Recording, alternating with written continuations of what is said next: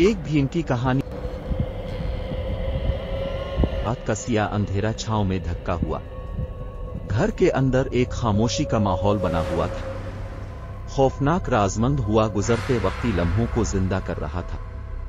एक लड़का जिसका नाम उमैर था, बहुत देर रात को अकेला सड़कों पर चल रहा था। जब वो एक पुराने और खाली गली से गुजर रहा था तो अचानक कुछ खुफिया चीख पैदा हुई। उमैर का दिल धड़कने लगा और वो घबरा गया। अकेलापन और भयानक ख्यालात ने उमैर के दिमाग को गैर ठीक कर दिया। वो तेज रफ्तार से चलने लगा। हर कदम पर सांस फूल रही थी और दिल खौफ से धड़क रहा था।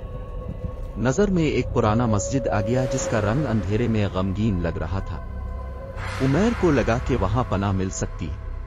वो मस्जिद के अंदर दाखिल हुआ। मस्जिद के अंदर कुछ अजीब और गरीब महसूस हो रहा था।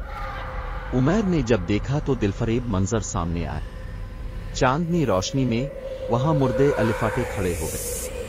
भयानक खून खोलते चेहरे और बेरू आंखों ने उमैर को नजर लगा लिया। मुर्दे का जिस्म बेतहरीक था लेकिन उनकी आवाजें मखौफ कहानियां के रही थीं। उमैर को एहसास हुआ कि वो हर पास पलक हो गए हैं। वो जल्दी से भागने की कोशिश करने लगा लेकिन मस्जिद के दरवाजे ने अपने आप को खुद बंद कर लिया। मुर्दे ने उमैर को करीब आने की कोशिश की। उनकी मुर्दा आंखों में दहशत और तशवीश की रोशनी दिख रही थी। उमैर के दिल का धड़कना तेज हो गई और वो आखिरी वक्त में भागने की कोशिश करने लगा।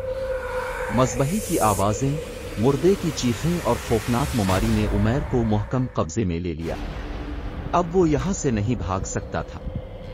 रात गहरी हो गई और अंधेरा इसे अपनी गोद में ले लिया। अब वो मस्जिद में अबदी तौर पर बंद रहेगा। मर्दों की तशवीश बनी रहेगी और वहां बसने वाली मर्दों की रूहें उमैर को हमेशा याद रखेंगी।